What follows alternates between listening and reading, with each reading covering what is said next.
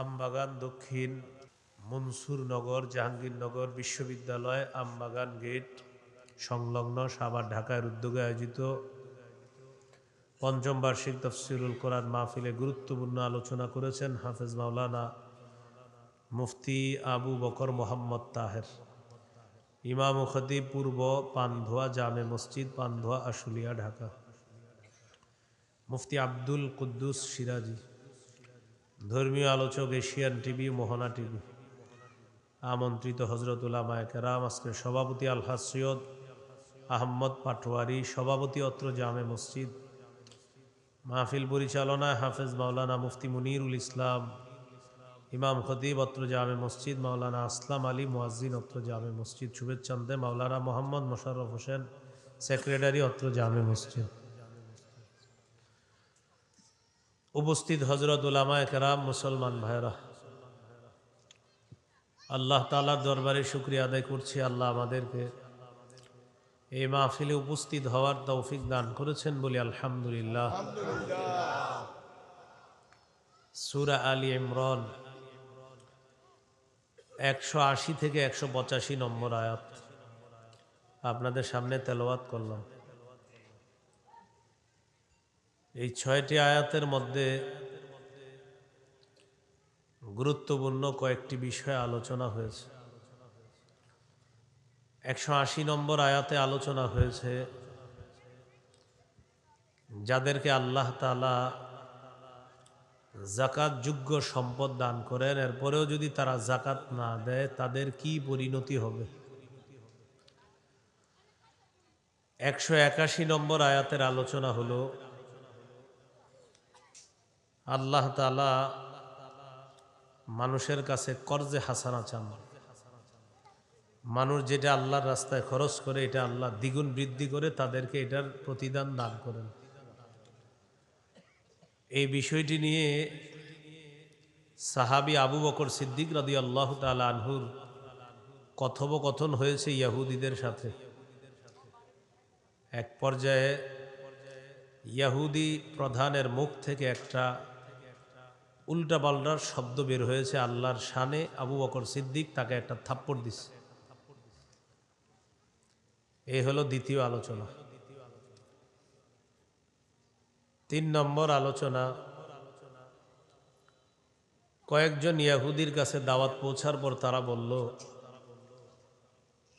তাওরাত কিতাবে আল্লাহ আমাদের কাছ থেকে অঙ্গীকার নিয়েছে, আমরা কোনো রসুলকে ততক্ষণ বিশ্বাস করব না যতক্ষণ রসুল একটা কোরবানি পেশ না করবে আর ওই কোরবানিটা এসে আকাশের আগুন জ্বালায়া না দিবে, ততক্ষণ আমরা ঈমান আনব না। এটা তাওরাতে আমাদের কাছ থেকে আল্লাহ অঙ্গীকার দিয়েছেন। অতএব মুহাম্মদ সাল্লাল্লাহু আলাইহি সাল্লাম আপনিও একটা কোরবানি পেশ করেন, না করা পর্যন্ত আপনার উপরে ঈমান আনব না। নাউজুবিল্লাহ। 4 নাম্বার আলোচনা, নবীজিকে তারা মিথ্যাবাদী বলছে। নাউজুবিল্লাহ। আল্লাহ নবীজিকে সান্ত্বনা দিয়েছেন, এইসব বললে আপনি কষ্ট নিয়েন না, আপনার পূর্বের রসুলদেরকেও মিথ্যাবাদী বলা হয়েছে। 5 নম্বর আলোচনা, নবী আপনি সকলকে জানায়া দেন আপনার কথা যারা বিশ্বাস করতেছে তারাও মরবে, যারা বিশ্বাস করে না তারাও মরবে। সকলকে কিয়ামতের ময়দানে তাদের প্রাপ্য পরিপূর্ণভাবে বুঝিয়ে দেওয়া হবে। এই 5টি বিষয়ে মৌলিক আলোচনা সূরা আলী ইমরানের 180 থেকে 185 নম্বর এই 6 আয়াতের মধ্যে মৌলিক 5টি বিষয় আল্লাহ আলোচনা করছেন। 180 নম্বর আয়াতে আল্লাহ বলেন, ওয়ালা ইয়াহসাবান্নাল্লাযীনা ইয়াবখালুনা বিমা আতাহুমুল্লাহু মিন ফাদলি হুয়া খায়রাল লাহুম বাল হুয়া শাররুল লাহুম। আল্লাহ যাদেরকে সম্পদ দান করেছেন, এই সম্পদ খরচ করতে যারা কৃপণতা করে, উদ্দেশ্য হলো যারা যাকাত দিতে কৃপণতা করে, যাকাত আদায়ে যারা কৃপণতা করে তারা যেন এটা মনে না করে যে আমি কৃপণতা করে যে যাকাত দিলাম না এটাই আমার জন্য কল্যাণ, আমি বেঁচে গেলাম, হুজুররা বুঝতে পারে না আমি যে যাকাত না দিয়েও এলাকায় ঘোরাফেরা করি। হ্যাঁ, তো কেউ যদি এরকম মনে করে যে আমি যাকাত দিলাম না আমি বেঁচে গেলাম, এটা আমার জন্য কল্যাণ। আচ্ছা মনে করেন কোনো আলেম জানলো না বা এলাকাবাসী জানলো না আপনি জাকাত দেন নাই, কিন্তু জাকাত ফরজ, এটা ফরজটা করেছেন কে? তো আপনি জাকাত দেন বা না দেন এতে হুজুরের কি সম্পর্ক? তো আল্লাহ বলেন যারা জাকাত না দেয় তারা যেন এটা মনে না করে যে এটাই আমার জন্য কল্যাণ। আল্লাহ বলেন এটা তাদের জন্য অকল্যাণ। বাল হুয়া শাররুল লাহুম, বরং এটা তাদের জন্য অকল্যাণ। সায়ুতাওয়াকুনা মা বাখিলু বিহি ইয়াউমাল কিয়ামাহ, তারা জাকাত না দিয়ে সম্পদ নিয়ে যে কৃপণতা করেছে, এই কৃপণতা বশত যেই সম্পদ তারা জাকাত দেয় নাই, এই সম্পদকে তাদের গলায় বেড়ি পরিয়ে দেওয়া হবে। কবে? ইয়াউমাল কিয়ামাহ, কিয়ামতের দিন। তাহলে যারা জাকাত দেয় নাই, এই জাকাত না দেওয়ার কারণে তাদের এই সম্পদ তাদের গলায় কিয়ামতের দিন বেড়ি পরিয়ে দেওয়া হবে। এই আয়াতের ব্যাখ্যায় রাসূলুল্লাহ সাল্লাল্লাহু আলাইহি সাল্লাম বলেন, মান আতাহুল্লাহু মালা ফালাম ইউআদ্দি যাকাতাহু মুথিলা লাহু ইয়াউমাল কিয়ামাতি শুজাআন আকরা, যে ব্যক্তিকে আল্লাহ সম্পদ দান করেছেন আর সে এটা থেকে জাকাত দেয় নাই, কিয়ামতের ময়দানে তার এই সম্পদ ২০ দর টেকু সাপে রূপান্তরিত করে এই সাপ তার গলায় পেঁচায় দেওয়া হবে। সাপ মুখের কাছে ফনা ধরে বলবে, আনা কানজুকা আনা মালুকা, আমি তোমার সম্পদ, আমি তোমার সম্পদ, যেই সম্পদের জাকাত তুমি দাও নাই। তাহলে এটা কি কল্যাণ হলো না অকল্যাণ হলো? অকল্যাণ। এবার আল্লাহ একটা মূলনীতি বলে দিচ্ছেন, তোমাদেরকে যাদেরকে আমি আল্লাহ সম্পদের মালিক বানিয়ে দিছি, মনে রাখবা এই সম্পদের মূল সত্ত্বাধিকারী আমি আল্লাহ।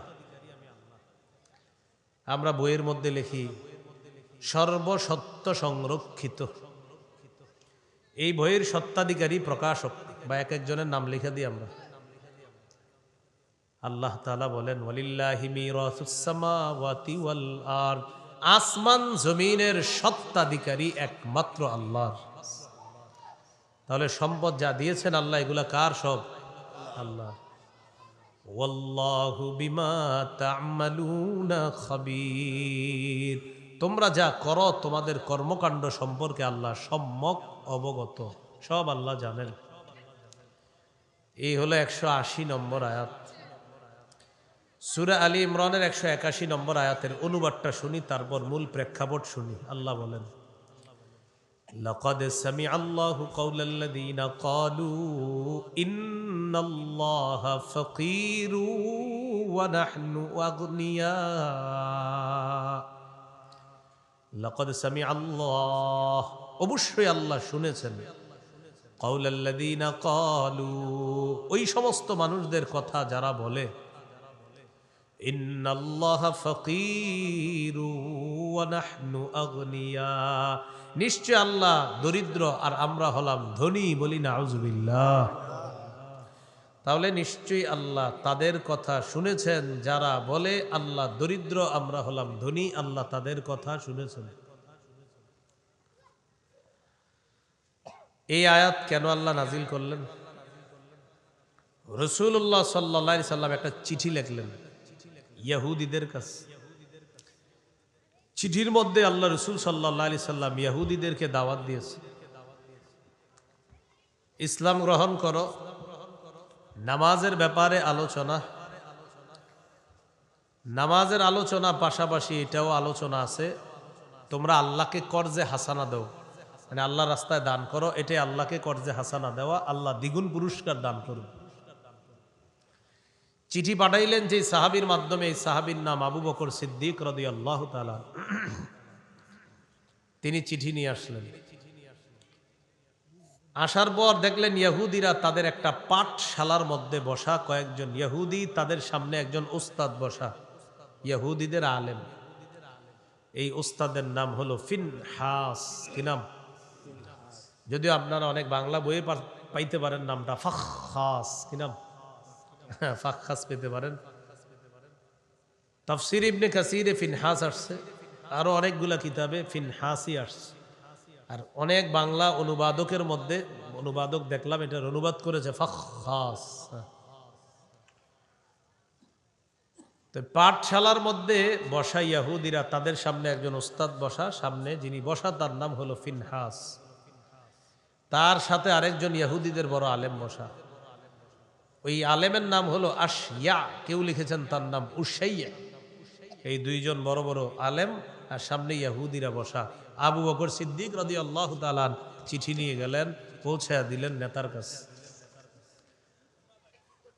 ইয়াহুদিদের যিনি আলেম তিনি বললেন, ওটার মধ্যে লেখা ইসলাম গ্রহণের দাওয়াত, আরো নামাজের কথা আছে, আর বলছে আল্লাহকে কর্জে হাসানা দেও, মানে আল্লাহর রাস্তায় দান করবা। ইয়াহুদি আবু বকর সিদ্দিক রাদিয়াল্লাহু তাআলা আনহুকে বলল, দেখছো আল্লাহ আমাদের কাছে কর্জে হাসানা চেয়েছে, আল্লাহ ফকির আমরা ধনী। বুঝে আসছেনি কথাটা? আবু বকর সিদ্দিক কি করলেন? ফাদরাবা ওয়াজহা ফিনহাস, তার গালে একটা থাপ্পড় বসায় দিছে। ইয়াহুদির গালে থাপ্পড় বসার পর আবু বকর সিদ্দিক রাদিয়াল্লাহু তাআলা আনহু বললেন, লাউলাল্লাযী বাইনানা ওয়া বাইনাকুম মিনাল আহদি লাদারাবতু উনুকাকা। আমাদের মাঝে আর তোমাদের মাঝে একটা শান্তি চুক্তি আছে, এই শান্তি চুক্তি যদি না থাকতো আমি আজকে তোমার কল্লাটা উড়াইয়া দিতাম। আমাদের মাঝে আর তোমাদের মাঝে একটা শান্তি চুক্তি আছে, এটা না থাকলে তোমার আজকে গালে দিছি, না থাকলে তোমার গলা উড়াইয়া দিতাম। কি বোঝা গেল? নরম আবু বকর সিদ্দিক রাদিয়াল্লাহু তাআলা গরম হয়ে গেলেন। এখান থেকে বোঝা যায় প্রয়োজনে ইসলামের দুশমন যারা, তাদের বিরুদ্ধে গরম হওয়া দোষণীয় নয়, এটা প্রশংসনীয়। এটা কি প্রশংসনীয়? অনেক উলামায়ে কেরাম দেখবেন জোরালো বক্তব্য দেয়, ভাষণ দেয়, হ্যাঁ, তখন অনেকে তাদের এই বক্তব্যের বিরোধিতা করে, ভাষণের বিরোধিতা করে। সঠিক না বিরোধিতা করাটা। জালেমের বিরুদ্ধে, মুনাফিকদের বিরুদ্ধে কিছু আলেম থাকা দরকার, যারা জোরালো বক্তব্য দিবে আর জালেমদের অন্তরে কাঁপন সৃষ্টি হবে, এরকম কিছু আলেম যুগে যুগে থাকা দরকার, থাকা জরুরি। এটা আসলেই ঠিক, কারণ এই ব্যাপারে দলিলও আছে। যেহেতু দলিল আছে তা তো ঠিক হবেই।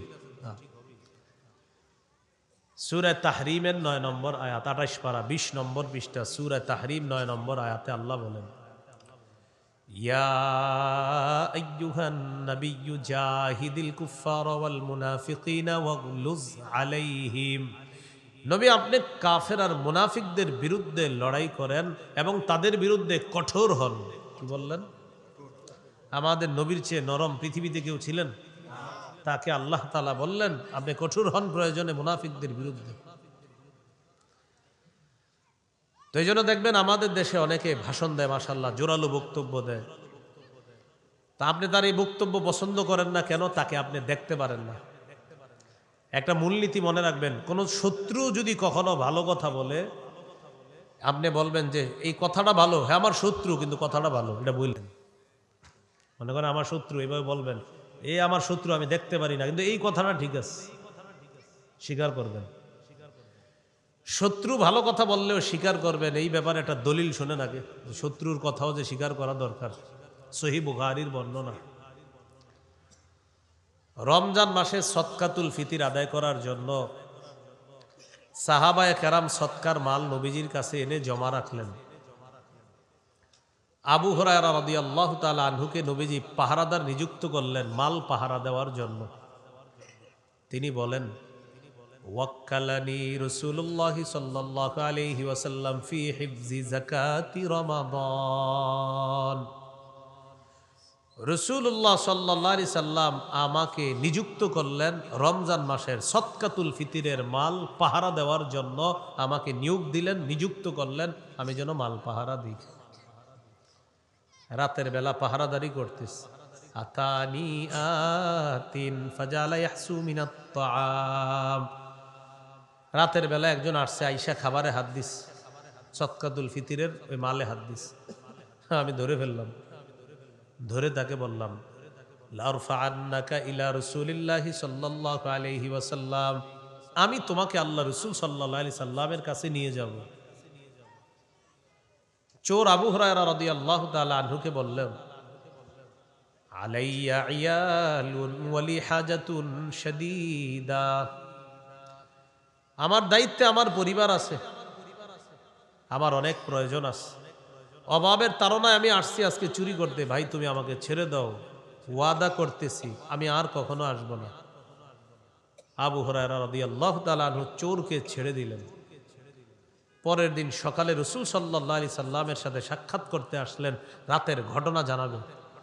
ঘটনা বলার আগে নবী বলতেছেন, মা ফাআলা আসিরুকাল বারিহাতা ইয়া আবা হুরায়রা, আবু হুরায়রা গত রাতে তোমার বন্দির খবর কি, তোমার সাথে কি কি করছে একটু বলো তো। এর মানে আল্লাহ তাআলা গত রাতের ঘটনা আবু হুরায়রা রাদিয়াল্লাহু তাআলা আনহুকে ওহীর মাধ্যমে, আবু হুরায়রার এই ঘটনা নবীকে আল্লাহ ওহীর মাধ্যমে আগে জানায় দিয়েছে। আবু হুরায়রা রাদিয়াল্লাহু তাআলা আনহু বললেন, হুজুর চোর আসছিল, আসার পর শাকা ইলাইয়া হাজাতান শাদীদাতান ওয়া ইয়ালান ফারাহিমতুহু ফাখাল্লাইতু সাবিলা, আমার কাছে সে অভিযোগ পেশ করেছে, তার দায়িত্বে তার পরিবার আছে, তার প্রচন্ড অভাব, এই অভাব অনটনের মধ্যে পড়ে সে আমার কাছে আসছে চুরি করার জন্য। হুজুর আমার মায়া লাগছে, তাই আমি তাকে ছেড়ে দিলাম। নবীজি বললেন, কাযাবাকা ওয়া ইন্নাহু সায়াউদ, মিথ্যা কথা বলছে, ও আবার আসবে। নবীজি কি বললেন? চোর মিথ্যা কথা বলছে, সে আবার আসবে। আবু হুরায়রা রাদিয়াল্লাহু তাআলা আনহু বলেন, আমি নিশ্চিত হয়ে গেলাম চোর আবার আসবে, কারণ নবীজি বলেছেন যেহেতু, তার মানে নিশ্চিত আসবে। পরের রাতে আমি অপেক্ষায় আছি চোর ধরার। চোর সাহেব রাতে চলে আসছে, আসার পর আমি চোরকে ধরে ফেললাম। ধরার পর আমি চোরকে বললাম, আজকে আর তোমাকে আমি ছাড়বো না, যা কিছুই বলো। চোর বলতেছে, আমি ওয়াদা করছিলাম আসবো না। তাহলে তুমি বুঝো কতটা বিপদগ্রস্ত হলে একটা মানুষ ওয়াদা খেলাফ করে আবার আসে। আমার অভাবের কারণে আমি গতকালকে আসছিলাম, তুমি বুঝো আমি ওয়াদা করছিলাম আসবো না, আজকে প্রচন্ড অভাবের কারণে আসছি, ভাই ছেড়ে দাও আমার। গতকালকের সে অভিনয় আজকে আরো সুন্দর হয়েছে, উনি ছেড়ে দিচ্ছে। রাসূলুল্লাহ সাল্লাল্লাহু আলাইহি সাল্লামের কাছে আসলেন, আসার পর নবীজি বললেন, মা ফাআলা আসিরুকাল বারিহাতা ইয়া আবা হুরায়রা, আবু হুরায়রা গত রাতের খবর কি, বন্দি কি কি করছে বলো। সাহাবী বললেন, ইয়া রাসূলুল্লাহ, চোর আবার আমার কাছে এমন ভাবে অভাব অনটন পেশ করছে, আমার মায়া লাগছে, ফারাহিমতুহু ফাখাল্লাইতু সাবিলা, প্রচুর মায়া লাগছে, আমি তাকে ছেড়ে দিলাম। নবীজি বললেন, ইন্নাহু সায়াউদ ক্বাদ কাযাবাকা, মিথ্যা বলছে, আবার আসবে। রাসাত্তুহু সালিসা, আমি তৃতীয় রাতে ওত পেতে বসে আছি যে আজকে তুমি আসবা আর ধরবো আর নবীজির কাছে নিয়ে যাব। আজকে যতই তুমি বাহানা পেশ করো কোনো লাভ হবে না। তৃতীয় রাতে অপেক্ষা, চোর আসছে, আসার পর ধরে ফেলছে। ধরার পর আবু হুরায়রা রাদিয়াল্লাহু তাআলা বলতেছে, থামো, কিছু বলা দরকার নেই, তুমি যে বলবা এই সমস্যা ওই সমস্যা, এগুলা বলা দরকার নেই, আজকে বলাই দরকার নেই, তোমাকে নবীজির কাছে নিব। চোর বলতেছে, কথাটা শুনবা তো। কি কথা? দানি উআল্লিমকা কালিমাত, চোর বলতেছে, আমাকে ছেড়ে দাও, আমি তোমারে কিছু বিদ্যা শিখিয়ে দিই, তোমার কাজে আসবে। কি শিখিয়ে দিই? বিদ্যা। হাদিসে আসছে, কানু আহরাসান নাসি আলাল ইলম, সাহাবায়ে কেরাম ছিলেন এই পৃথিবীর মানুষের মধ্যে সবচেয়ে বেশি ইলম অন্বেষণের প্রতি তাদের আগ্রহ সবচেয়ে বেশি ছিল। সাহাবী চিন্তা করলেন, বিদ্যা শিখাবে, এটা তো মিস করা যায় না। আচ্ছা ঠিক আছে, শিখাও, দেখি কি করা যায়। চোর এবার আবু হুরায়রা রাদিয়াল্লাহু তাআলা আনহুকে বলতেছে, ইযা আওয়াইতা ইলা ফিরাশিকা ফাকরা আয়াতাল কুরসি ফাইন্নাহু লা ইয়াজাল আলাইকা মিনাল্লাহি হাফিজুন ওয়া লা ইয়াকরাবান্নাকা শাইতানুন হাত্তা তুসবিহা, যখন তুমি বিছানার মধ্যে যাও তখন তুমি আয়াতুল কুরসি পড়বা, পড়ার পর ঘরের দরজা বন্ধ করবা। আয়াতুল কুরসি পড়ার পর ঘরের দরজা বন্ধ করবা। সারা রাত আল্লাহর পক্ষ থেকে একজন ফেরেশতা তোমার পাহারাদারি করবে। শুধু তাই না, সকাল পর্যন্ত শয়তান তোমার কাছে আসতে পারবে না। যদি তুমি আয়াতুল কুরসি পড়ে রাতের বেলা ঘুমাও, সারা রাত একজন ফেরেশতা তোমাকে পাহারাদারি করবে, সকাল পর্যন্ত শয়তান তোমার কাছে আসতে পারবে না। কে শিখাইছে এই কথা? চোরে। সকালবেলা নবীজির সাহাবী আবু হুরায়রা রাদিয়াল্লাহু তাআলা আনহুর কাছে, নবীজির সাহাবী আবু হুরায়রা রাদিয়াল্লাহু তাআলা নবীজির কাছে আসলেন। কি অবস্থা? চোরের খবর কি? হুজুর, গত রাতে আমি পুরা দৃঢ় প্রতিজ্ঞাবদ্ধ ছিলাম আজকে আর চোরকে আমি ছাড়বো না, সে আমার এমন এক অফার দিছে, আমি ছেড়ে দিছি। কি বলছে? আমারে বলছে বিদ্যা শিখাবে।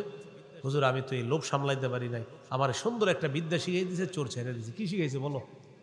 আমাকে বলছে বিছানায় গেলে আয়াতুল কুরসি পড়ার জন্য, এটা পড়ে যদি আমি ঘুমাই, দরজা বন্ধ করি, একজন ফেরেশতা আল্লাহর পক্ষ থেকে নিযুক্ত করা হবে, সে পাহারাদারি করবে, আর সকাল পর্যন্ত শয়তান আমার কাছে আসবে না। নবীজি বললেন সদাকা, চোর সত্য কথা বলছে। চোর কি বলছে? কি বুঝাইতেছি আপনাদেরকে? শত্রু সত্য কথা বললেও স্বীকার করা। বলছিলাম না, শত্রু সত্য কথা বললে কি করা? শত্রু চোর, চোর সত্য কথা বলছে। নবী বলছে না, ওর কথা সত্য। কথা কি? সাথে সাথে কি বলে দেখেন, ওয়া ইন্নাহু কাযুবুন, তবে সে দুনিয়ার সবচেয়ে বড় মিথ্যাবাদী। তোমার কাছে যেই চোর 3 দিন আসছে, এই চোর হলো এই পৃথিবীর মধ্যে সবচেয়ে বড় মিথ্যাবাদী। তবে কালকে যেই কথাটা তোমাকে বলছে, এটা সত্য কথা। তা'লামু মান তুখাতিবু মুনযু সালাসিলায়াল, গত 3 রাত তুমি কার সাথে কথা বলছো আবু হুরায়রা, তুমি জানোনি? যাকা শাইতান, সে ছিল শয়তান। কে ছিল? তো শয়তানের চেয়ে বড় মিথ্যাবাদী আর কেউ আছে? নবীজি বললেন সে সবচেয়ে বড় মিথ্যাবাদী, তবে কালকে তুই বিদ্যাটা শিখেছে, এটা সত্য। বুঝাইতে চাইলাম, আপনি একজনকে দেখতে পারেন না, এই জন্য তার সঠিক কথাটাও গ্রহণ করবেন না, এমন যেন না হয়। সঠিক কথা শত্রু বললেও বলবেন কথা সত্য, তবে তুমি আমার শত্রু, এটা বুঝলেন?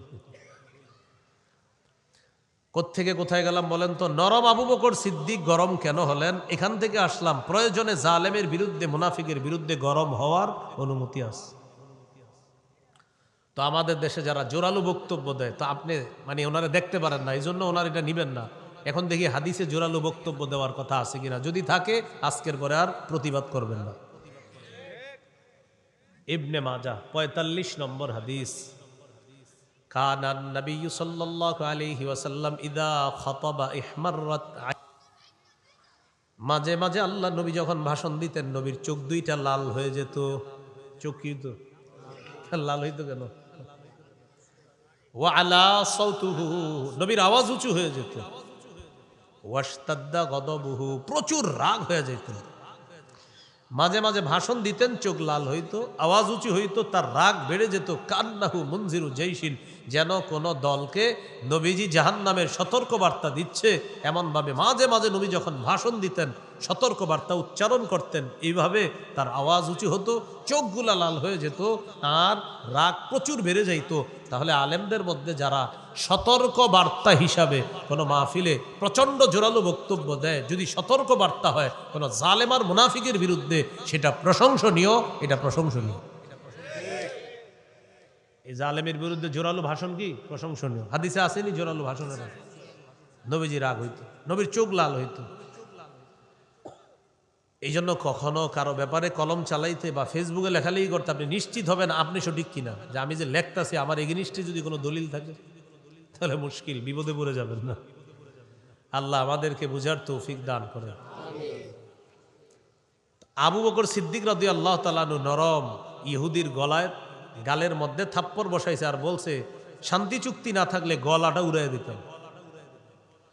ইহুদি রাসূলুল্লাহ সাল্লাল্লাহু আলাইহি সাল্লামের কাছে গেছে, যাওয়ার পর বলল আবু বকর আমারে থাপ্পড় দিস। রাসূলুল্লাহ সাল্লাল্লাহু আলাইহি সাল্লাম বলেন, আবু বকর থাপ্পড় দিছো? জি হুজুর থাপ্পড় দিস। কেন? ইন্নাহু ক্বালা কাওলান আযীমা, সে আল্লাহর ব্যাপারে মারাত্মক কথা বলছে, তাই থাপ্পড় দিস। কি বলছে আল্লাহর ব্যাপারে? হুজুর সে বলছে কর্জে হাসানার কথা যখন আপনি চিঠিতে লেখছেন, এটা তাকে শোনানোর পর সে বলছে ও আল্লাহ কর্জে হাসানা চাইছে, তাহলে কি আল্লাহ গরিব আর আমরা হলাম ধনী? এই বেয়াদবিমূলক কথা বলছে। ইহুদির নবী বললেন তুমি এটা কেন বললা? ইহুদি বলতেছে মা কুলতু জালিকা, এই জাতীয় কোনো কথা আমি বলিই নেই। তাহলে আবু বকর সিদ্দিক রাদিয়াল্লাহু তাআলা আনহু বলছে, আর ইহুদি বলে নাই, আর থাপ্পড়, তখন ঘটনা কি হবে? সাক্ষী নাই। আল্লাহ তাআলা সূরা আলী ইমরানের 181 নম্বর আয়াত নাজিল করে দিলে স্বয়ং আল্লাহ সাক্ষী দিয়ে দিচ্ছে। আল্লাহ তাআলা বলেন, লাকাদ সামিআল্লাহু কাওলাল্লাযীনা ক্বালু ইন্নাল্লাহা ফাকীরু ওয়া নাহনু আগনিয়া। অবশ্যই আল্লাহ শুনেছেন তাদের কথা যারা বলে আল্লাহ ফকির, আমরা হলাম ধনী। আপনার সাহাবী আবু বকর এই কথা শোনার পর ইহুদির গালের মধ্যে চর বসায়া দিছে। আবু বকরকে এখন মিথ্যাবাদী সাব্যস্ত করতে চাইছে। হাবিব, আমি আল্লাহ, তুই ইহুদির কথা শুনছি, আবু বকর যা বলছে সব সত্য, আমি আল্লাহ শুনছি ওর কথা, ও বলছে এগুলো, আর তো সাক্ষীর কোনো প্রয়োজন নাই। আল্লাহ বলে দিলেন। এই হলো সূরা আলী ইমরানের 181 নম্বর আয়াতের অংশ বিশেষ। পরে আল্লাহ বলেন, সানাকতুবু মা ক্বালু ওয়া কাতলাহুমুল আমবিয়া বিগাইরি হক। অবশ্যই আমি লিখে রাখবো ইহুদিদের কথাগুলা। ওয়া কাতলাহুমুল আমবিয়া বিগাইরি হক, তারা যে অন্যায়ভাবে নবীদেরকে হত্যা করেছে এটাও লিখে রাখবো। আল্লাহ লিখে রাখবে দ্বারা উদ্দেশ্য হলো না'মুরুল মালাইকাতা বিকিতাবাতিন, আমি ফেরেশতাদেরকে আদেশ করব তারা লেখার জন্য। এটা হলো আল্লাহর লেখা, মানে আল্লাহ ফেরেশতাদেরকে দিয়ে লেখাবেন। কিয়ামতের দিন আমি বলবো ওয়া নাকুলু যুকু আযাবাল হারিক, আমি বলবো তোমরা প্রজ্বলিত আগুনের আযাব আস্বাদন করো, জ্বলন্ত আগুনের আযাব আস্বাদন করো। হারিক মানে যা জ্বালিয়ে পুড়িয়ে ভস্ম করে দেয়, ছাই করে দেয়, এমন আগুনের আযাব তোমরা ভোগ করতে থাকো। নাউজুবিল্লাহ। এই ব্যাপারে আল্লাহ তাআলা সূরা নাবার 21 নম্বর আয়াতে বলেন, লা ইন্না জাহান্নামা কানাত মিরসাদাল লিত্তাগিনা মাআবা, নিশ্চয়ই জাহান্নাম উৎপেতে আছে নাফরমানদের ঠিকানা হিসাবে। পরে কি বলে দেখেন, লা ইয়াযুকুনা ফিহা বারদাও ওয়ালা শারাবা, সেখানে তারা কোনো ঠান্ডা কোনো শীতল আস্বাদন করতে পারবে না। ইল্লা হামিমাও ওয়া গাসসাকা, তবে ফুটন্ত গরম পানি আর রক্তপুজ এইগুলা তারা আস্বাদন করবে, খাবে। জাহান্নামীরা জাহান্নামের দারোগা ফেরেশতা মালিককে ডেকে বলবে, ও মালিক, খাবারের ব্যবস্থা করে দাও। আল্লাহর পক্ষ থেকে বলা হবে, খাবার দিয়ে দাও, জাক্কুম নামক কাঁটা যুক্ত ফল দিয়ে দাও। লাআকিলুনা মিন শাজারিম মিন জাক্কুম, তারা কাঁটাযুক্ত জাক্কুম খাবে। ফামালিউনা মিনহাল বুতুন, এটা দিয়ে তাদের পেট ভরবে। এবার তারা বলবে, পানি দাও, পানি। তখন আল্লাহর পক্ষ থেকে বলা হবে, সদিদু আহলিন নার ওয়া কাইহু জাহান্নাম, জাহান্নামীদের রক্ত পুজগুলা একত্রিত করে এদেরকে পানি হিসাবে পান করতে হবে। এটা আল্লাহ বলেন, ওয়া নাকুলু যুকু আযাবাল হারিক, আমি তাদেরকে বলবো আগুনের আযাব তোমরা আস্বাদন করো। তো জাহান্নামে যখন যাবে, জ্বলন্ত ফুটন্ত পানি, এই পানির আযাবও আছে, গরম খাবারের আযাব আছে, গরম আগুনের আযাব আছে, আযাব আর আযাব। আল্লাহ বলেন, ফাযুকু ফালান নাযীদাকুম ইল্লা আযাবা, তোমরা শুধু আযাব ভোগ করো আর আমি তোমাদেরকে বাড়াবো, শুধু আযাবই বাড়াবো, খালি আযাব বাড়াইতে থাকবে। এখন প্রশ্ন হলো, কেন এই আযাব আল্লাহ দিবে? পরের আয়াতে বলে, যালিকা বিমা কদ্দামাত আইদিকুম ওয়া আন্নাল্লাহা লাইসা বিযাল্লামিল লিল আবিদ। আল্লাহ তাআলা বলেন, আগুনের আযাব তোমরা আস্বাদন করবা কেন জানোনি? তোমাদের হাতের কামাইয়ের কারণে, তোমাদের কৃতকর্মের কারণে। হাতের কামাই, হাতের কামাই দ্বারা উদ্দেশ্য হলো ওই মানুষের কামাই। হাতের কামাই মানে তোমাদের কামাই। আরবরা অংশ বলে পুরা ব্যক্তিকে উদ্দেশ্য নেয়, আরবরা অংশ বলে পুরা মানুষটাকে উদ্দেশ্য নেয়। এখানে হাত বলে উদ্দেশ্য হাত ওয়ালা। তাব্বাত ইয়াদা আবি লাহাব, আবু লাহাবের 2 হাত ধ্বংস, উদ্দেশ্য আবু লাহাব ধ্বংস।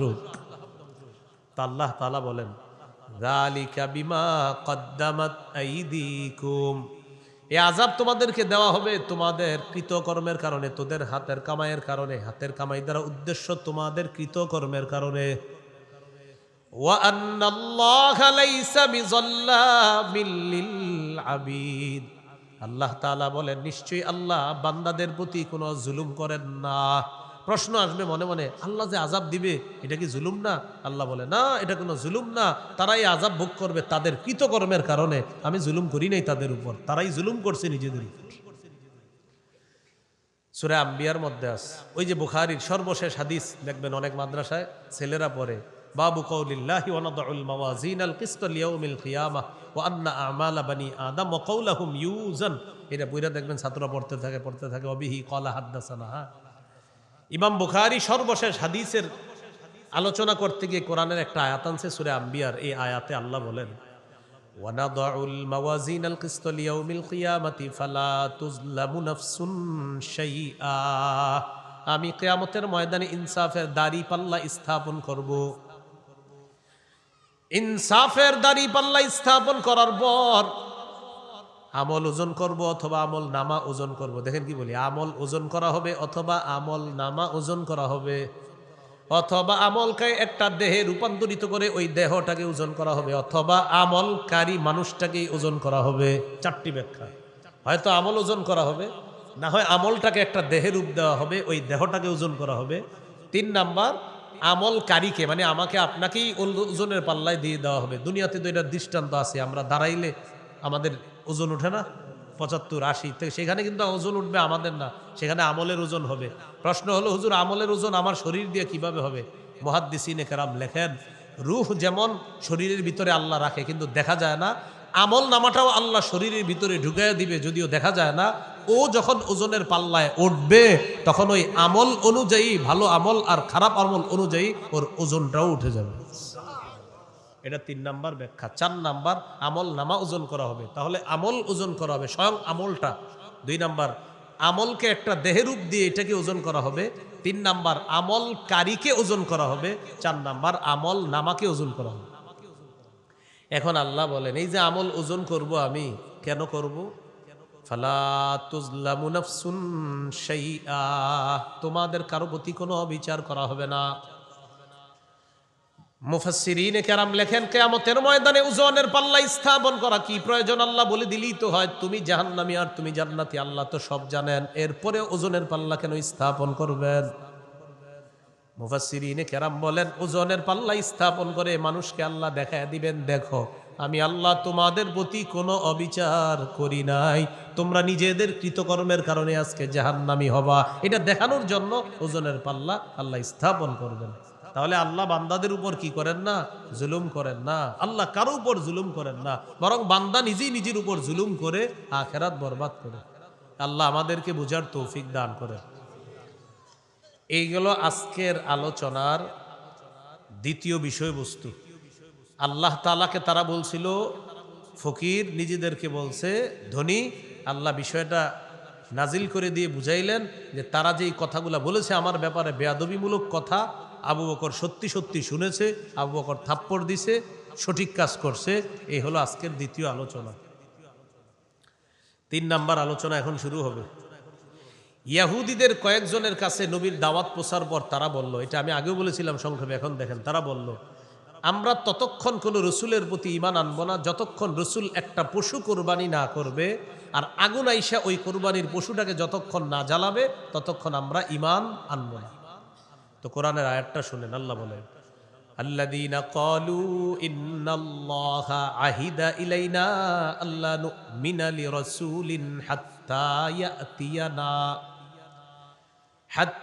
ইয়াতিয়ানা বিকুরবানিন তাকুলুহুন নার।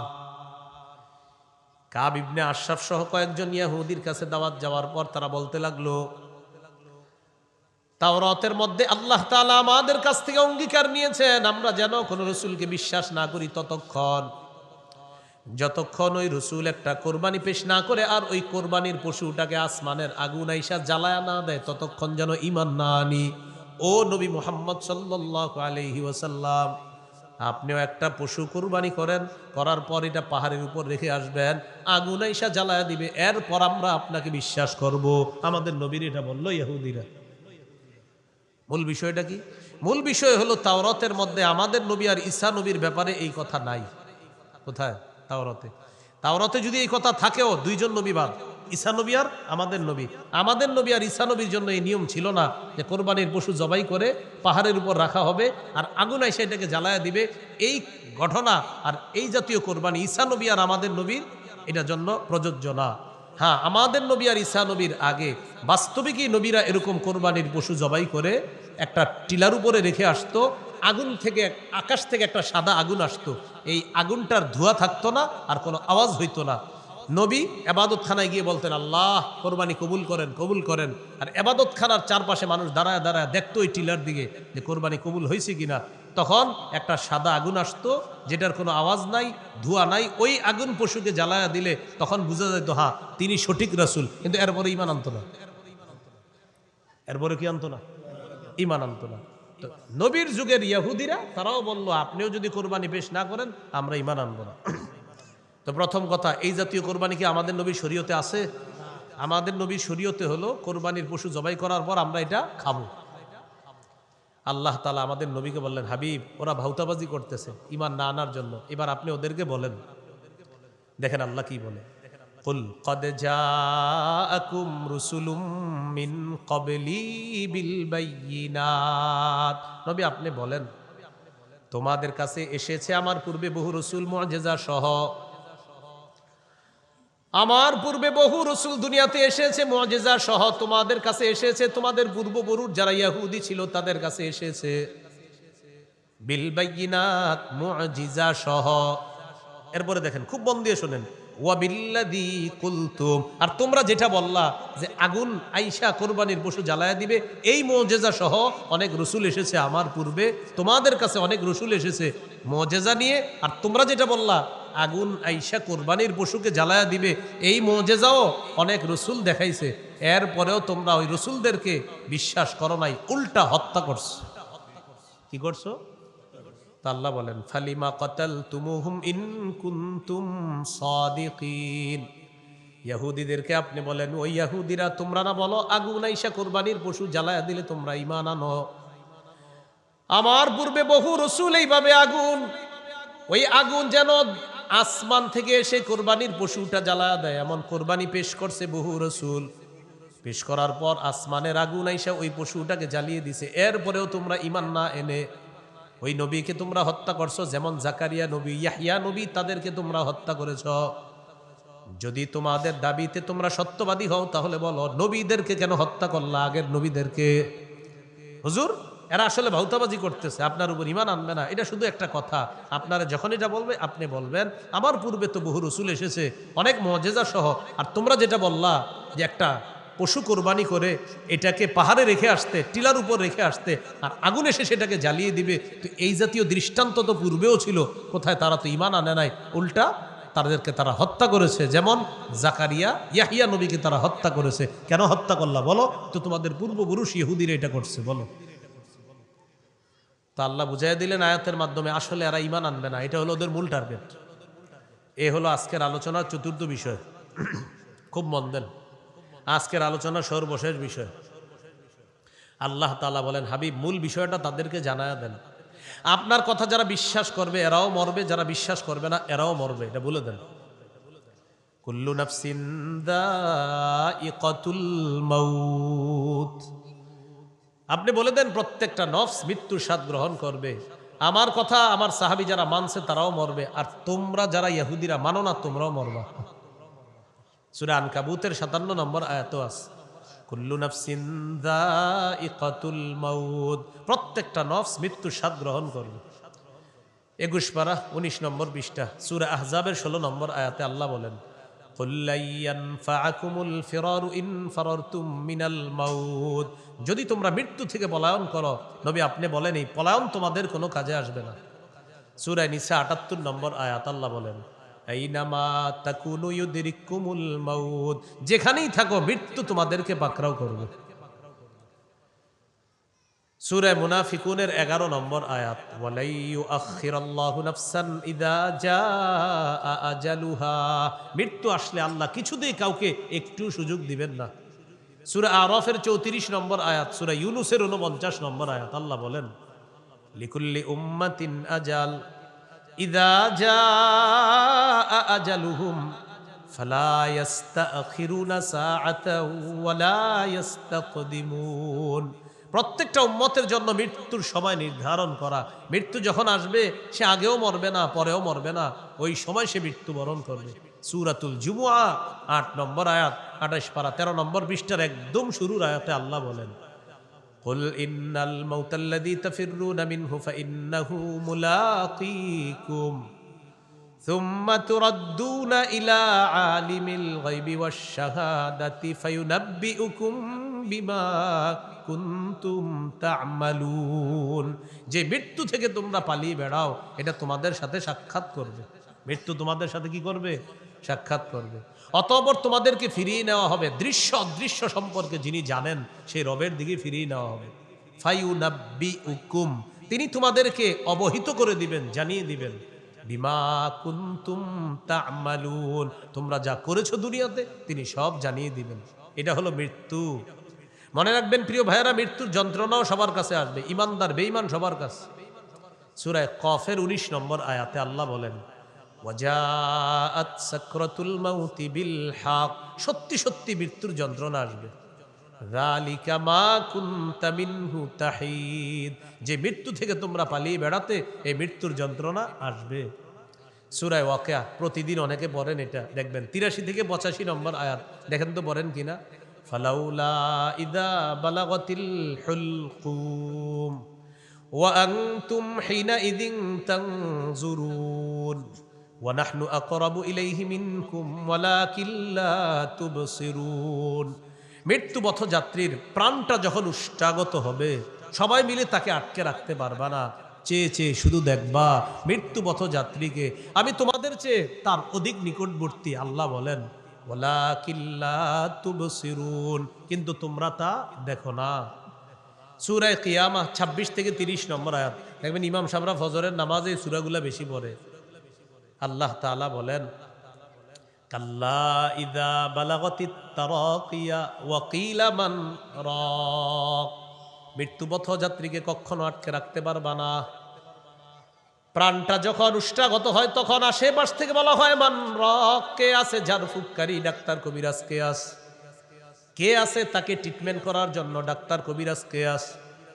রক শব্দের অর্থ হলো ঝাড়ফুঁককারী, এখানে উদ্দেশ্য কে আছে তাকে ট্রিটমেন্ট করবে, কোনো ডাক্তার কবিরাজ আছে, তখন আমরা অ্যাম্বুলেন্স আনি, আনার পর তাকে উঠায়া হসপিটালাইজড করি। কিন্তু হসপিটালে নেওয়ার ৫-১০ মিনিট আগে মৃত্যু হয়ে যায়। হসপিটালে গিয়ে বলি, আরে ১০টা মিনিট আগে আসলে ভালো হইতো, মানে কি বাস্তব? ডাক্তার সাহেব ৫ মিনিট আগে কেন আসলেন না, মানে আসলে কি হইতো? মারা যাওয়ার পর এগুলো আর বললেন না, মারা যাওয়ার পর বলবেন ইন্না লিল্লাহি ওয়া ইন্না ইলাইহি রাজিউন, এটা বলবেন। আর কানবেন, চোখে পানি আসবে, এটা ঠিক আছে। ইন্নাল আইনা তাদমা, চোখে পানি আসবে, বুখারীর বর্ণনা। ওয়াল কলবা ইয়াহজান, অন্তর ব্যথিত হবে। ওয়ালা নাকুলু ইল্লা মা ইয়ারদা রব্বুনা, মুখ দিয়ে উল্টা পাল্টা কথা বলা যাবে না। আল্লাহ আমাদেরকে বোঝার তৌফিক দান করেন।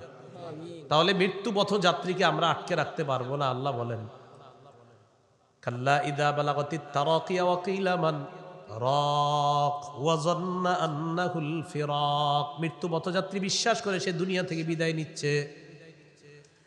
ওয়াল তাফাতিস সাকু বিসাক, পায়ের নলা একটা আরেকটার সাথে লেগে যাবে। ইলা রাব্বিকা ইয়াউমা ইদিনিল মাসাক, আল্লাহ তাআলা বলেন সেদিন তোমাদেরকে হাঁকিয়ে নিয়ে যাওয়া হবে, আল্লাহর কাছে টেনে নিয়ে যাওয়া হবে।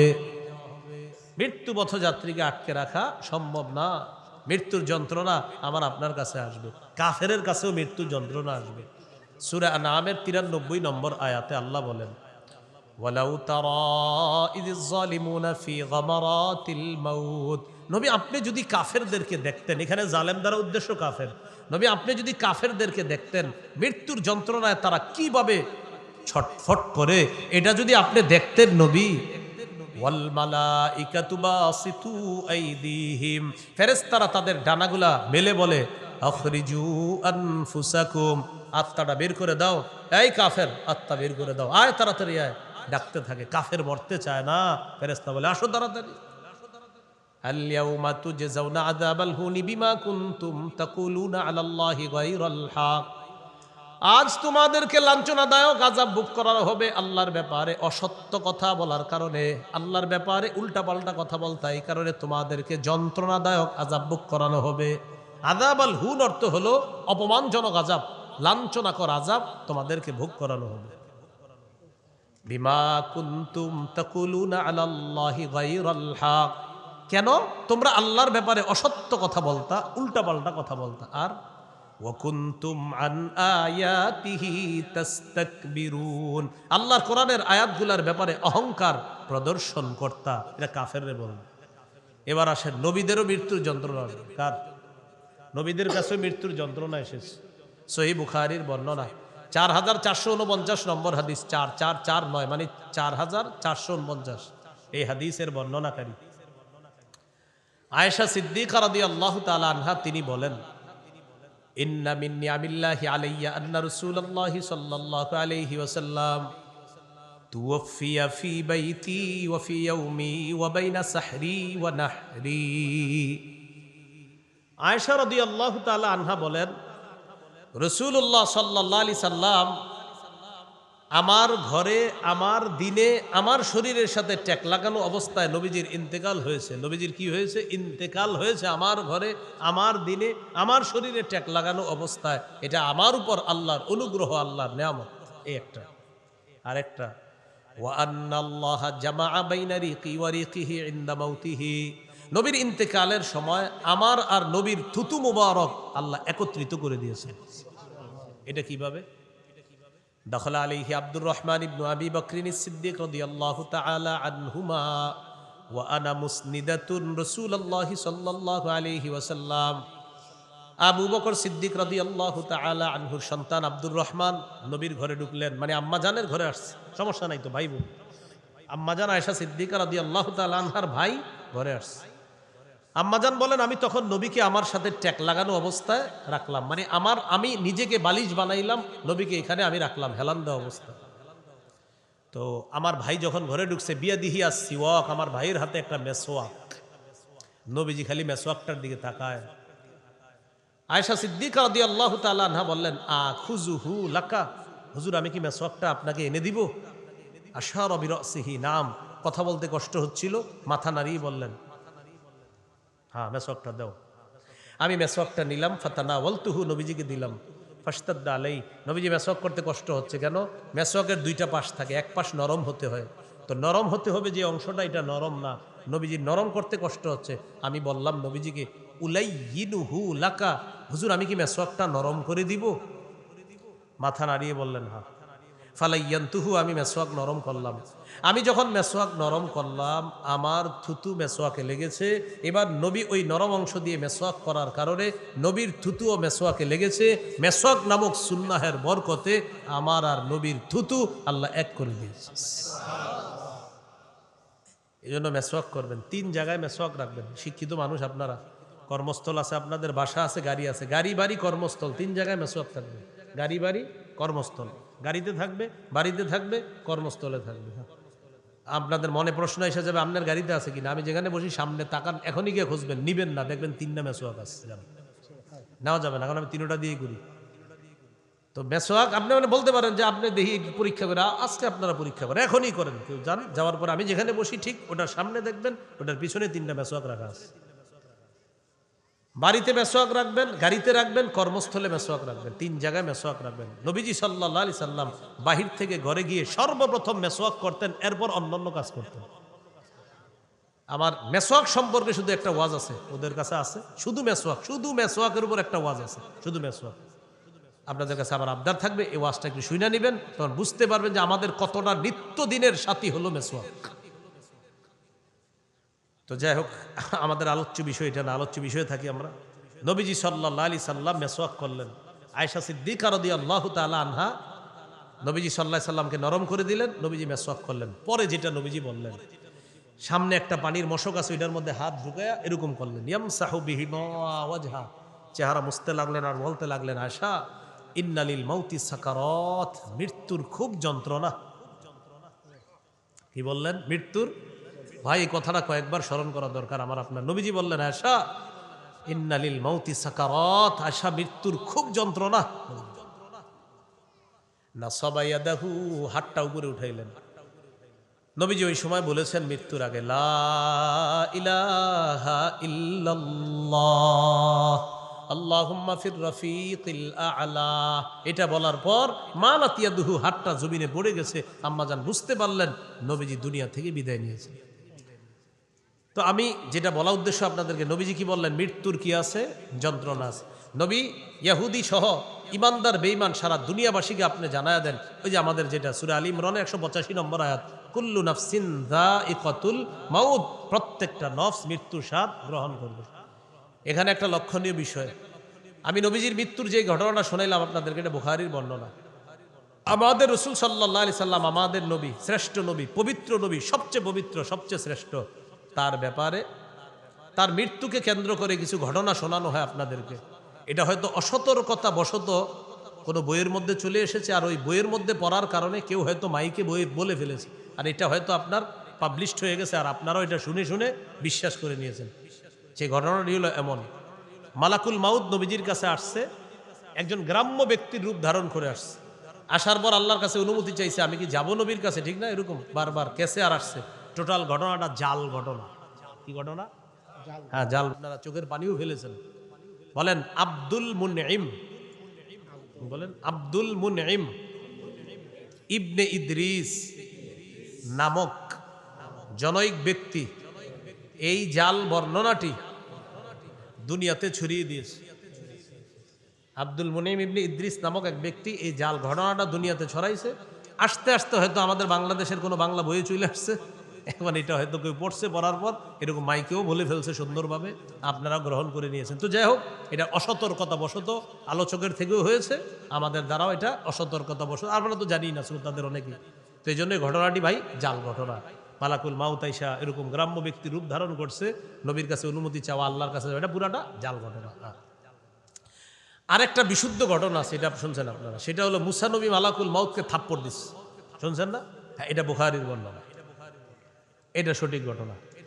আবার এগুলাকে কেন্দ্র করে আরেকটা ভিত্তিহীন ঘটনা শুনছেন, দেখছেন? মানে ওই সঠিকটা বলতে গিয়ে আবার ভিত্তিহীন বলে ফেলে একটা। সেটা কি? ফাতেমা রাদিয়াল্লাহু তাআলা আনহা ইন্তেকাল করছে, করার পর তাকে কবরে রাখছে। রাখার পর আবু যর গিফারি কবরকে লক্ষ্য করে বলছে, কবর জানো তোমাকে, তোমার মাঝে কাকে রেখে গেলাম? কবর, এই দেখছেন ওনারাও জানে, এটা মুখস্থ বলে ফেলতেছে। তো বলতেছে, কবর কোনো জবাব দেয় না। তখন কবরকে বলল, কবর হযরত আলীর স্ত্রীকে রেখে যাচ্ছি। কবর জবাব দেয় না, ভিত্তিহীন বর্ণনা। পরে বলছে, কবর হাসান হুসাইনের মাকে রেখে গেলাম। কবর জবাব দেয় না, ভিত্তিহীন বর্ণনা। পরে বলছে, কবর মুহাম্মদ সাল্লাল্লাহু আলাইহি সাল্লামের কন্যাকে রেখে গেলাম। কবর জবাব দিছে। তারপরে কি জবাব দিছে? ওই যাই হোক, লম্বা হিস্টোরি, আমার তো এটা বলাই দরকার নেই, আর কি কমে, পুরাটা ভিত্তিহীন বর্ণনা।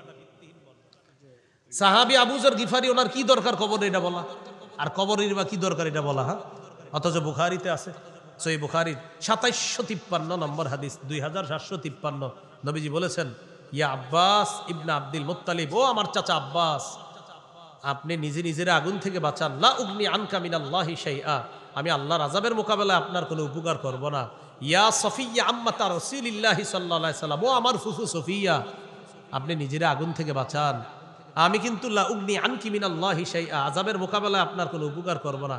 সর্বশেষ বলছি, ইয়া ফাতিমা বিনতা মুহাম্মাদিন সাল্লাল্লাহু আলাইহি সাল্লাম, ও মুহাম্মদ সাল্লাল্লাহু আলাইহি সাল্লামের কন্যা ফাতেমা, আগুন থেকে বাঁচাও। লা উগনি আনকি মিনাল্লাহি শাইআ, আল্লাহর আযাবের মোকাবেলায় আমি তোমার কোনো উপকার করব না। এটা নবী অত সুন্দর করে বলে গিয়েছেন, তো কবরে এই কথা বলা কি দরকার সাহাবীর? তাহলে এটা কি বর্ণনা? ভিত্তিহীন। তো আমাদের নবী মিসওয়াক করছেন, বলছে মৃত্যুর খুব যন্ত্রণা, এটা বিশুদ্ধ বর্ণনা। মুসা নবী মালাকুল মাউতকে থাপ্পড় দিয়েছেন, এটা বিশুদ্ধ বর্ণনা। মালাকুল মাউত গ্রাম্য ব্যক্তি রূপ ধারণ করছে, নবীর সামনে আসছে, এটা জাল বর্ণনা। ফাতেমা রাদিয়াল্লাহু তাআলা আনহাকে কবরে রাইখা আবু যর গিফারি কথা বলছে, এটা ভিত্তিহীন বর্ণনা। তাহলে ভিত্তিহীনগুলো আমরা ফেলে দিব, সঠিকগুলো আমরা গ্রহণ করব। আর ফাতেমা রাদিয়াল্লাহু তাআলা আনহার ইন্তেকালের ব্যাপারে সঠিক বর্ণনা আছে বুখারীতে। তিনি ইন্তেকাল করলেন, তার স্বামী হযরত আলী জানাজা পড়াইছে, তার স্বামী হযরত আলী দাফন করছে। এত সুন্দর ঘটনা থাকতে কেন আরেকটা আমরা বানায় বলতে হবে বলেন?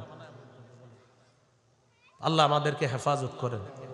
চলেন চলে আসি সূরা আলী ইমরান 185 নম্বর আয়াত, তাও কুল্লু নাফসিন যায়িকাতুল মাউত, সবাই মৃত্যুবরণ করবে। এরপরে আল্লাহ বলেন, ওয়া ইন্নামা তুওয়াফাউনা উজুরাকুম ইয়াউমাল কিয়ামাহ, কিয়ামতের দিন তোমাদেরকে পরিপূর্ণ প্রাপ্য বুঝিয়ে দেওয়া হবে। ফামান যুহজিহা আনিন নার, যাকে জাহান্নাম থেকে মুক্ত করা হবে, ওয়া উদখিলাল জান্নাহ, এবং জান্নাতে প্রবেশ করানো হবে, ফাকাদ ফাজ, সে সফল হয়ে যাবে। সুবহানাল্লাহ। তাহলে একটু আমরা বলি, বলার পরে গুরুত্বপূর্ণ কিছু কথা বলবো। বলেন, যাকে জাহান্নাম থেকে মুক্ত করা হবে, জান্নাতে প্রবেশ করানো হবে, সেই সবচেয়ে সফল। এটা আল্লাহ জানায় দিলেন সূরা আলী ইমরানের 185 নম্বর আয়াতে। এটা হলো আজকে আমাদের আলোচনার সর্বশেষ আয়াত। জাহান্নাম থেকে মুক্ত হয়ে জান্নাতে যাইতে সবাই তো রাজি আছে ইনশাআল্লাহ। সামনে আমাদের একটা পবিত্র মাস আসতেছে মুসলমানের জন্য। কি মাস? রমজান। একটু আমার সাথে বলেন, নবীজি বলেছেন রোজা জাহান্নাম থেকে বাঁচার ঢাল, যতক্ষণ এটাকে ছিদ্র করা না হবে। রোজা নামক ঢাল দুটি অপরাধে ছিদ্র হয়, গীবত, মিথ্যা। আশ্চর্যের বিষয় হলো, বলেন, গীবত এবং মিথ্যা এই দুটি অপরাধ জিহ্বা দিয়ে সংগঠিত হয়। অতএব আজকে থেকেই জিহ্বায় তালা মারতে হবে। আবার বলি, জাহান্নাম থেকে মুক্ত হয়ে কোথায় যাব? জান্নাতে। সামনে কি মাস? রমজানের রোজা জাহান্নাম থেকে বাঁচার ঢাল। কি না করলে ছিদ্র। ছিদ্র হয় কয় অপরাধে? কি কি? মিথ্যা, গীবত। মিথ্যা গীবত হয় কি দিয়ে? জিহ্বা দিয়ে। তিরমিজির হাদিস, 2406 নম্বর হাদিস। উকবা ইবনে আমের রাদিয়াল্লাহু তাআলা রাসূল সাল্লাল্লাহু আলাইহি সাল্লামকে জিজ্ঞাসা করলেন, মান নাজাত, হুজুর মুক্তির উপায় কি? নবীজি বললেন, মুক্তির উপায় তিনটা। এক নাম্বার, আমসিক আলাইকা লিসানাক, তুমি তোমার জিহ্বা সংযত করবা। এক নাম্বার, এই জিহ্বা মুক্তির উপায়, এটা এক নাম্বার। জিহ্বা বিপজ্জনক, এটা মানুষকে বিপদে ফেলে। আমাদের নিকট অতীতে আমাদের দেশেও ঘটনা ঘটছে যে জিহ্বা এমন বিপদে ফেলাইছে মানুষকে, এক কথায় সাজানো সংসার তছনছ। তো এই হলো আপনার জিহ্বা, এটা ভয়ঙ্কর। দুই নাম্বার, আল্লিয়াসাকা বাইতুকা, তোমার ঘর যেন তোমার জন্য প্রশস্ত হয়। কাজে আছেন, কাজে থাকবেন, কাজ শেষ ঘরে চলে যাবেন, আড্ডাবাজি করা যাবে না। নবীজি বললেন, তোমার ঘর যেন তোমার জন্য প্রশস্ত হয়। আপনার স্ত্রী আপনাকে ফোন দিয়েছে, আপনি কোথায়?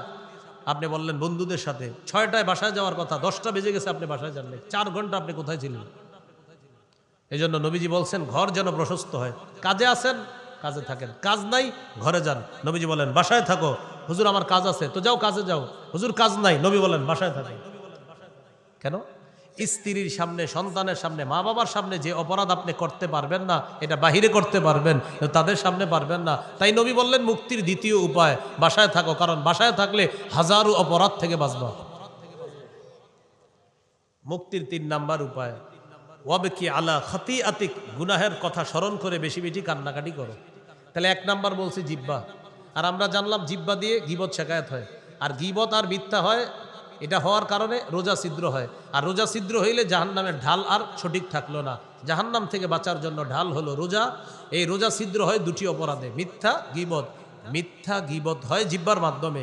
আর এই জিহ্বা, এটা হলো এমন একটা জিনিস যেটা আমাকে আপনাকে জাহান্নাম থেকে মুক্ত করতে পারে। এই জন্য জিহ্বাকে আমরা হেফাজত করি। তিরমিজির হাদিস, 2407 নম্বর হাদিস। এই হাদিসের মধ্যে আসছে রাসূল সাল্লাল্লাহু আলাইহি সাল্লাম বলেন, ইদা আসবাহা ইবনু আদামা ফাইন্নাল আযা কুল্লাহা তুকাফিরুল লিসান। আদম সন্তান যখন সকালবেলা ঘুম থেকে ওঠে, আদম সন্তানের সমস্ত অঙ্গ প্রত্যঙ্গগুলা জিহ্বাকে ডাক দিয়ে বলে, ও জিহ্বা। পা জিহ্বাকে ডাক দেয়, হাত জিহ্বাকে ডাক দেয়, কান, চোখ, নাক যা আছে সব জিহ্বাকে ডাক দিয়ে বলে, ও জিহ্বা, ইত্তাকিল্লাহা ফিনা, জিহ্বা তুমি আমাদের ব্যাপারে আল্লাহকে ভয় করো। পা বলে জিহ্বা, আমাদের ব্যাপারে তুমি আল্লাহকে ভয় করো। হাত, চোখ, নাক, কান ইত্যাদি এগুলো বলে জিহ্বা, আমাদের ব্যাপারে তুমি আল্লাহকে ভয় করো। কেন? ফাইন্নামা নাহনু বিকা, আমরা তোমার মাধ্যমেই নিয়ন্ত্রিত। ও জিহ্বা, তুমি আমাদের ব্যাপারে আল্লাহকে ভয় করো, আমি তোমাদের মাধ্যমেই নিয়ন্ত্রিত। এবার দেখেন কি বলে, ফাইন ইস্তাকমতা ইস্তাকমনা, জিহ্বা তুমি যদি সোজা থাকো আমরা সবাই সোজা। ওয়া ইনি ওয়াজাজতা ওয়াজাজনা, জিহ্বা তুমি যদি বাঁকা হয়ে যাও আমরা সব বাঁকা হয়ে যাব। তাহলে জাহান্নাম থেকে বাঁচার জন্য ঢাল হলো রোজা। রোজা ছিদ্র হয় 2 অপরাধে, গীবত, মিথ্যা। মিথ্যা গীবত হয় জিহ্বা দিয়ে। আর জিহ্বাকে বস মানে সবাই, জিহ্বাকে বস মানে সব অঙ্গ, পা বস মানে জিহ্বাকে, হাত, চোখ, নাক, কান সবাই জিহ্বাকে বস মানে। আর বলে জিহ্বা আমরা তোমার দ্বারা নিয়ন্ত্রিত, তুমি আমাদের ব্যাপারে আল্লাহকে ভয় করো। তুমি সোজা, আমরাও সোজা, তুমি বাঁকা, আমরাও বাঁকা। তিরমিজির হাদিস, 2408 নম্বর হাদিস। এই হাদিসের মধ্যে আছে, قال رسول الله صلى الله عليه وسلم من يتكفل لي ما بين لحييه وما بين رجليه أتكفل له بالجنة রাসূলুল্লাহ সাল্লাল্লাহু আলাইহি সাল্লাম বলেন, যে ব্যক্তি আমাকে তার দুই চোয়ালের মাঝে জিহ্বা আর দুই রানের মাঝে লজ্জাস্থানে নিশ্চয়তা দিবে যে সে গুনাহ করে না, এটা দিয়ে আমি নবী কিয়ামতের দিন তাকে জান্নাতে নেওয়ার জিম্মাদার হয়ে যাব। তিরমিজির 2409 নম্বর হাদিস। قال رسول الله صلى الله عليه وسلم من وقاه الله شر ما بين لحييه وما بين رجليه دخل الجنة। যে ব্যক্তিকে আল্লাহ জিহ্বা এবং লজ্জাস্থানের গুনাহ থেকে হেফাজত করলো সে মরবে আর জান্নাতে প্রবেশ করবে। তিরমিজি 2410 নম্বর হাদিস। সুফিয়ান নামে এক সাহাবী রাসূল সাল্লাল্লাহু আলাইহি সাল্লামকে প্রশ্ন করলেন, হুজুর আমারে এমন একটা বিষয় শিখিয়ে দেন যেটা আমি মজবুতভাবে ধরে রাখতে পারবো। নবীজি বললেন, কুর রব্বি আল্লাহ সুম্মা ইসতাকিম, তুমি বলো আমার রব আল্লাহ, এটার উপর অটল থাকবা। বলেন রব্বি আল্লাহ, রব্বি আল্লাহ, রব্বি আল্লাহ, আমার রব আল্লাহ, এই কথার উপর অটল থাকা। সাহাবীকে শিখিয়ে দিলেন, তুমি এটা মজবুতভাবে ধরে রাখো যে আমার রব আল্লাহ, এটার উপর অটল থাকবা। এবার সাহাবী বললেন, মা আখওয়াফু মা তাখাফু আলাইয়া ইয়া রাসূলুল্লাহ, হুজুর আমার ব্যাপারে সবচেয়ে বিপজ্জনক মনে করেন কোন বিষয়টা? ফাখাদা বিলিসানি নাফসিহি, নবী নিজের জিহ্বা মুবারক ধরে বললেন, হাযা, এটা এটা এটা তোমার জন্য সবচেয়ে বিপজ্জনক। নবী নিজের জিহ্বা ধরে বললেন, সাহাবী এটা এটা তোমার জন্য সবচেয়ে বিপজ্জনক। এখন আপনাদেরকে খুব সুন্দর একটা হাদিস শোনা, হাদিস তো সবই সুন্দর, এই হাদিসটা মন দিয়ে শুনেন। তিরমিজির 2616 নম্বর হাদিস, 2616 হাদিসের বর্ণনাকারী মুআজ ইবনে জাবাল রাদিয়াল্লাহু তাআলা তিনি বলেন, কুনতু মা রাসূলিল্লাহি সাল্লাল্লাহু আলাইহি সাল্লাম ফি সাফারিন। বাহিরের আওয়াজটা একটু কমায় দেন, ওই যে যেটা বাড়ি খাইতেছে একটু কমায় দেন, হালকা একটু কমায় দেন। মুআজ ইবনে জাবাল রাদিয়াল্লাহু তাআলা আনহু বলেন, আমি রাসূল সাল্লাল্লাহু আলাইহি সাল্লামের সাথে এক সফরে ছিলাম। তো সফর করতে করতে একদিন সকালবেলা নবীর কাছাকাছি আছি আমি। নবীজিকে আমি বললাম, খুব মন দেন পুরাটা, আখবিরনি বিআমালিন ইউদখিলুনিল জান্নাহ ওয়া ইউবাইদুনি মিনান নার, আমাকে এমন কিছু আমলের কথা বলেন যে আমল আমাকে জান্নাতে নিবে আর জাহান্নাম থেকে দূরে রাখবে, এমন কিছু আমলের কথা বলেন। রাসূলুল্লাহ সাল্লাল্লাহু আলাইহি সাল্লাম বললেন, লাকাদ সাআলতানি আন আযীম, তুমি আমাকে কঠিন একটা প্রশ্ন করলা। সাহাবীকে বলতেছে, তুমি আমাকে কঠিন একটা প্রশ্ন করছো। ওয়া ইন্নাহু লায়াসিরুন আলা মান ইয়াসসারাহুল্লাহ, তবে এই প্রশ্নটা তার জন্য সহজ যার জন্য আল্লাহ সহজ করে দেন। সাহাবীকে বললেন, তা'বুদুল্লাহ লা তুশরিকু বিহি শাইআ, তুমি আল্লাহর ইবাদত করবা, শিরিক করবা না। দেখেন সবাই এসে গেছে। ওয়া তুকিমুস সালাহ, নামাজ পড়বা। ওয়া তুতিজ যাকাত, যাকাত দিবা। ওয়া তাহুজ্জুল বাইতা, হজ করবা। ওয়া তাসুমু রমাদান, রমজানের রোজা রাখবা। এটা বলার পর নবী বললেন, আলা আদুল্লুকা আলা আবওয়াবিল খাইর, আচ্ছা আমি কি তোমাকে কল্যাণের দরজা সমূহের কথা বলবো না? এবার নবী বললেন, শোনো, কল্যাণের অনেক দরজা, এর মধ্যে উল্লেখযোগ্য কল্যাণের দরজা 3টা। প্রিয় ভাইয়েরা, কল্যাণের দরজা কয়টা? 1, আস-সাওমু জুন্নাহ, 1 নাম্বার কল্যাণের দরজা রোজা রাখা। 2 নাম্বার ওয়াস-সাদাকাতু তুতফিউল খাতিআতা কামা ইউতফিউল মাউন নার, 2 নাম্বার কল্যাণের দরজা সদকা করা। সদকা গুনাহকে এমন ভাবে মিটিয়ে দেয় যেমন পানি আগুনকে নিভিয়ে দেয়। 3 নাম্বার ওয়াসালাতুর রাজুলি ফি জাওফিল লাইল, রাতের বেলা তাহাজ্জুদ পড়া। রাতে কি পড়া? তাহাজ্জুদ পড়া। তাহলে কল্যাণের দরজা কয়টা শিখলাম? 3টা। রোজা, সদকা, তাহাজ্জুদ। রোজা, সদকা, তাহাজ্জুদ। কেউ যদি মনে করেন আমার ঘরে অভাব অনটন লাগছে, বরকত দরকার, রিজিক দরকার, আপনি এই 3 আমল বাড়ায় দেন। রোজা রাখেন, সদকা করেন। হুজুর আমার নিজেরই তো নাই, সদকা করবো কিভাবে? 1 টাকা সদকা করেন, 2 টাকা সদকা করেন, আপনি এটা করেন। তাহলে রোজা, সদকা, তাহাজ্জুদ, নামাজ পড়েন। এটা বলার পর নবীজি বললেন, আলা উখবিরুকা বিরাসিল আমরি কুল্লিহি ওয়া আমুদিহি ওয়া দিরওয়াতি সানামি, আচ্ছা আমি কি তোমাকে কোনো বিষয়ের মূল কোনটা, খুঁটি কোনটা আর চূড়ান্ত শিখর কোনটা এটা বলবো না? নবীজি বললেন, রাসুল আমরি আল ইসলাম, মূলের নাম হলো ইসলাম। ওয়া আমুদুহু আস-সালাহ, খুঁটির নাম হলো নামাজ। ওয়া দিরওয়াতু সানামিহি আল জিহাদ, চূড়ান্ত শিখরের নাম হলো জিহাদ। এটা মুখস্থ করতে হবে। বলেন, মূলের নাম ইসলাম, মূলের নাম, খুঁটির নাম নামাজ, মূলের নাম ইসলাম, মূলের নাম, খুঁটির নাম নামাজ, চূড়ান্ত শিখরের নাম। তাহলে এবার একটু বুঝেন, ইবাদতের কথা এসে গেছে, শিরিক না করার কথা আসছে, নামাজের কথা আসছে, রোজার কথা আসছে, হজ যাকাত, এরপরে কল্যাণের দরজা সৎকার কথা আসছে, জিহাদের কথা আসছে, ইসলামের কথা আসছে। বলেন আর কিছু বাকি আছে? মৌলিকভাবে এগুলো ব্যাখ্যা করলে আপনি সারা জীবন চলতে পারবেন। এগুলা বলার পর নবীজি বলেন, শোনো, তোমারে যতক্ষণ ওয়াজ করলাম, আলা আদুল্লুকা আলা মালাকি যালিকা কুল্লিহি, সবগুলার সার নির্যাসটা এটা তোমারে বলবো না? আমি তো এতক্ষণ ওয়াজ করলাম, সার নির্যাসটা কি তোমাকে বলবো না? সার নির্যাস তো এখনো বলি নেই। তো এটাই তো দরকার, কি বলেন? সার নির্যাস দরকার। নবীজি বললেন, মুআজ কুফফা আলাইকা হাযা, এটা হলো সার নির্যাস, এটা নিয়ন্ত্রণ করো। এটা সাহাবী অবাক, হুজুর এটা নিয়ন্ত্রণ মানে? হ্যাঁ, এটা এটা জিহ্বা নিয়ন্ত্রণ করো, সব ঠিক থাকবে। আমি যত ওয়াজ করলাম এই সবগুলা ঠিক থাকবে, এটা যদি নিয়ন্ত্রণ করো, জিহ্বা নিয়ন্ত্রণ। সাহাবী অবাক হয়ে, এতক্ষণ কিন্তু একটা প্রশ্ন করে নাই সাহাবী, কিন্তু এই কথা শুই না প্রশ্ন করে ফেলছে।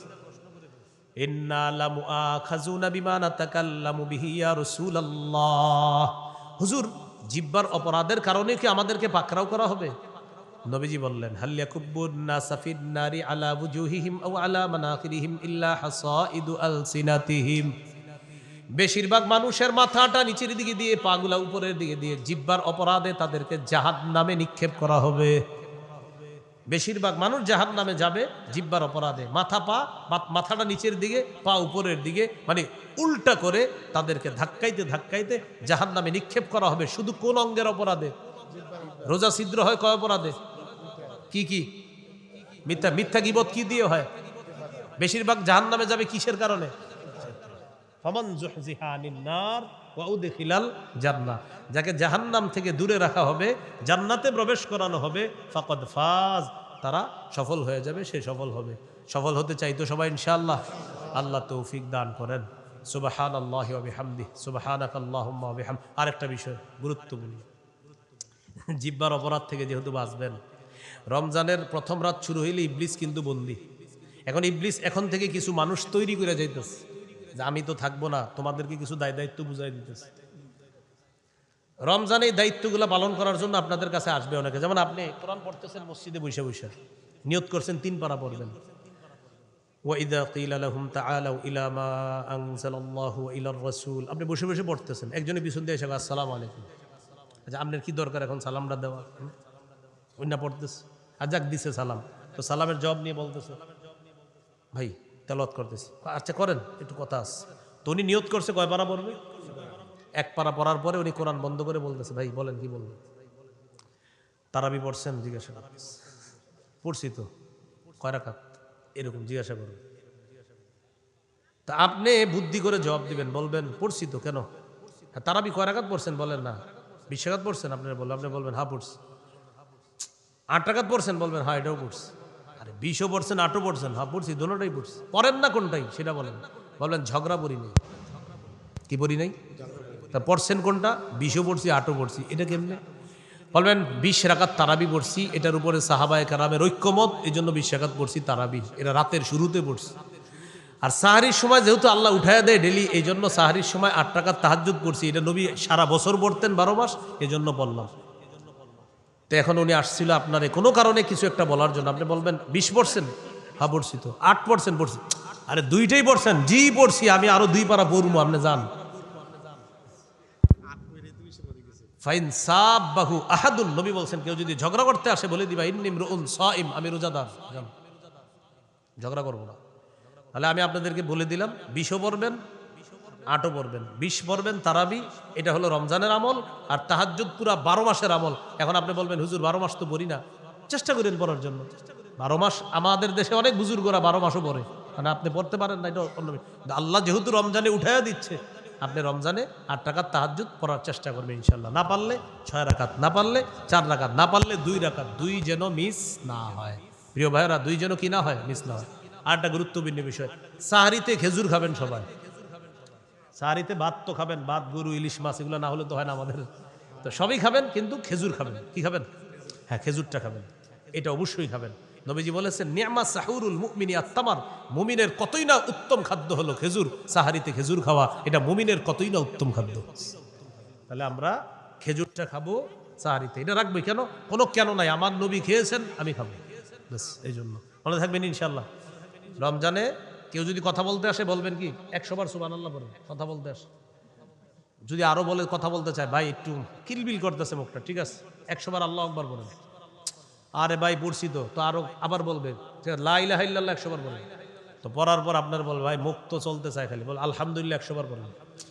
এরপরে আবার বলবে ভাই কথা বলতে মন চায়, কোরআন খুলে দিয়ে বলবেন পড়ো পড়ো, বুঝে বুঝে পড়ো।